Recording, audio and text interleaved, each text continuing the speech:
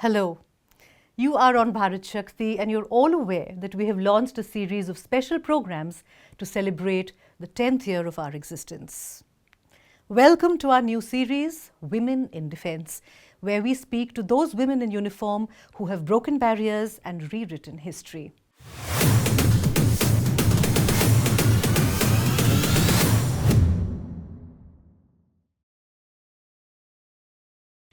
India has traditionally been among the largest troop and police contributing countries to the United Nations peacekeeping missions. The nation is the 11th largest contributor of women military peacekeepers to the United Nations, with 124 now deployed. Major Radhika Sen has been awarded the Military Gender Advocate of the Year 2023. The award recognizes the dedication and efforts of an individual military peacekeeper in promoting the principles of UN Security Council Resolution 1325 on women, peace and security. Major Sen is the second Indian peacekeeper to receive the Military Gender Advocate of the Year award. In 2019, Major Suman Gawani was recognized for her service with the United Mission in South Sudan. Major Radhika Sen served with the United Nations Organization Stabilization Mission in the Democratic Republic of the Congo, or MONUSCO. She served alongside 1,954 individuals within MONUSCO, of which 32 were women. Her work created safe spaces for women to unite and discuss issues. BharatShakti is proud and honored that Major Radhika Sen is with us to speak about her work and experience as a UN peacekeeper. Let me inform our viewers that this interview was recorded in 2024, but we decided to launch our new series with her. Major Radhika Sen, thank you very much for gracing the studios of Strat News Global. Thank you so much, ma'am. It's a privilege for me as well. Thank you. So, tell us a little bit about the work that you did. You know, we know that you created safe spaces for women to talk about their issues. So tell us exactly how you did, what you did. My role was that of an engagement platoon commander, ma'am. And when we talk about engagement platoon, we deal with speaking to people directly. So we started our work firstly by engaging with the leaders of the society inside the UN bases because the movement was restricted. But over the period of time, we started taking risks and moving out. We targeted the villages around our bases and especially the IDP camps, the internally displaced people's camp, because there is the major problem exists in those areas.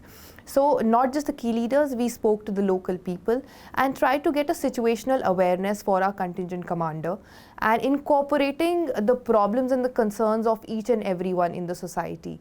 That was a primary role. Other than that, we were involved in carrying out the awareness amongst the people. We specially targeted the women and the children.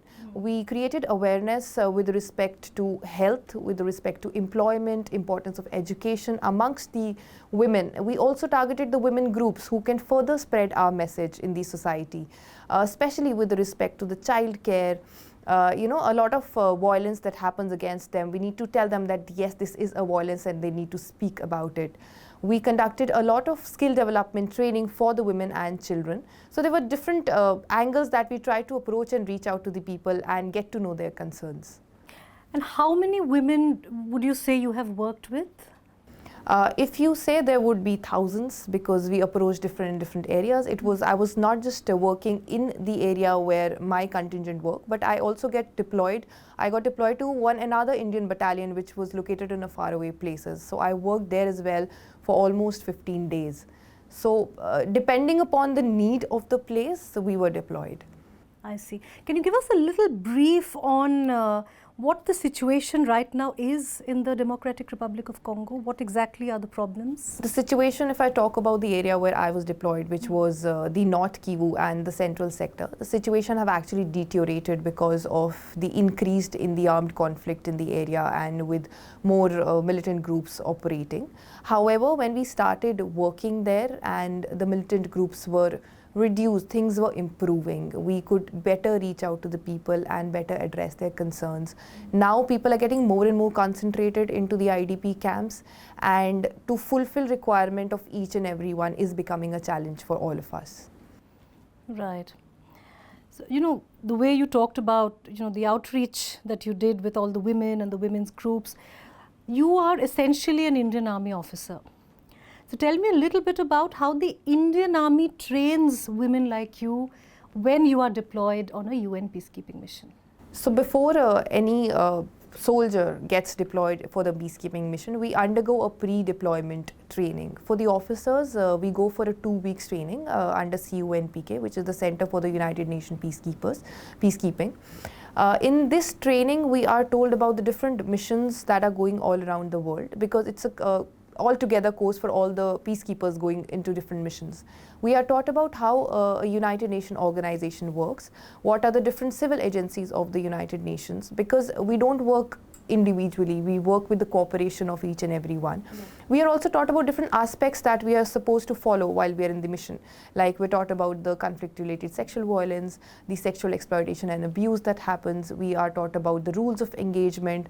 So training happens in such a way that we are taught about the situation, on-ground situation, through case studies, through different documentaries that are shown to us before we get deployed. And how long does this training last? It is a 2 weeks training, which is specific to the officers. But when we talk about the soldiers, it is almost a 4 week long training, which happens in the unit itself, conducted by the officers for all the soldiers. It is a longer training because we need to make them understand how things have, how the mission has evolved over the period of time, what are they expected to do, the on-ground training regarding riot control, and we have to show everything to them in practical. So it's a longer training for them, it's a smaller training for the officers. Mm-hmm. You talked of gender violence. Now we all know that gender violence is a tool of war. We are seeing what's happening in Gaza, for instance, women and children being murdered every day. I'm sure you've witnessed similar things in Congo as well. How important would you say is having the presence of women as a part of troops? How important is it to have women in controlling the situation or making women aware of the situation? As we all know that any conflict in war, it disproportionately affects the women and the girls and the children. Yes. So by having increase in the number of the women officers as well as the troops, we are increasing our range to the affected population. And by doing that, we are getting to have a correct situational awareness for ourselves of what is going on ground. Not just we as a woman in trauma, it will be easier for her to convey her problems to us over any male soldier working on ground. So we not just hear the problems, we can better understand what is that female is going through, and also we will be better able to address those concerns by bringing a women perspective into the military planning. So I think it is very important that we increase and employ the women for the right role, to increase our outreach to the women and get an actual situational awareness for ourselves. You said women who are affected, they might find it more comfortable to talk to a woman officer, right? I'm just leading from there. We have lots of stories have come out in the media, mass media and otherwise, of how the forces deployed on the ground themselves can be responsible for several human rights violations. How did you make sure that in your area of work there was fairness, there was justice, that none of these incidents happened? And how do you think a woman officer can make sure that there is this trust that a woman can, impose or repose in the officers present, male or female? Yes. So I told you about the pre-deployment training that we go through. Mm-hmm. So there is an aspect called sexual exploitation and abuse, where we talk how the peacekeepers are involved in all these crimes against the civilians. So while I was deployed with my contingent, I was also a member of the sexual exploitation and abuse team, where it was my duty to ensure that all the troops who are working within my area of operation, they get time and again training training about the sexual exploitation and abuse, and about what will be the consequences for the same in case they get indulged in any of such activity. And the contingent always follows a zero tolerance policy. And there were many checks and balances which as a contingent we all have utilized, which included the entire UN bases. They were surrounded by guard posts. There were regular patrollings that are being conducted. The movement out of the bases were restricted. It is only strictly prohibited to operational moves only. We always try, as in Indian contingent, you always try to have a timetable for all the troops to keep them occupied throughout the day, so that they do not have time to get indulged in such activity. And this is how practically we go. Also, we always kept a contact with the heads of the nearby villages, so that this is how you develop a trust. We need to tell them if any of such violence comes, we are the first whom they need to report. And being a woman, they of course trusted me with this. In case there was any such violence that comes to us, we were supposed to report it. However, no such violence has come till date during my 6 months of tenure. Yeah, I was going to ask you, you were posted in the DR Congo for 6 months. I was there for 12 months. You were there for 12 months. Yes. That's what. Okay. Yes. And what next? What's your you won the award. That's a great feather in your cap. I'm sure many more to come. But what's next in your career? Well, I'm pretty much done with my UN tenure, and now but you can have many more, right? It's not just you have to have just one, is it? I know I'm asking. For the time being, it's just one, ma'am. And as you grow in service, maybe you get an opportunity to go again. So it's now my time to give something back to the organization and move on for the next appointment that the Indian Army has in store for me. My last question, and I'm really curious about this. You studied biotech engineering, right? Yes. And you were doing your master's in IIT Bombay. Yes. And suddenly in the middle you quit to join the Indian Army. How did that happen? I'm very, very curious. I always wanted to serve the Indian Army, ma'am. And yes, I was passionate about science as well. I was pursuing my career. As you know, it is very difficult for somebody to appear for a SSB and then get selected at the first go and also get the name in the merit list. I was just fortunate enough that I got all the tick marks at the very first attempt. And I think there's no better way to serve a country than being a part of the forces, right? And I'm somebody who is deeply emotional, and I want to do something for the humanity as well. And after serving the country for 6 years, I was given the opportunity to serve people of some other country, right? And I think there's nothing better that I could have asked for. It's a win-win situation for me. You don't think maybe I should have completed my MTech and then, no?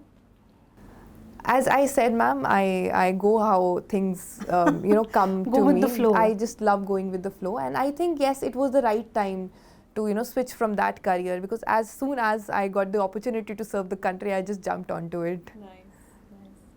Major Sen, thank you very much for taking out the time to speak to us, and we wish you all the best. The dedication and bravery of officers like Major Radhika highlight the invaluable role of women peacekeepers in building a better, safer world. BharatShakti is incredibly proud of her achievements. She will inspire generations of women by her commitment to peace and equality. Thank you for watching. Please don't forget to like and share this program in your circles. See you again soon.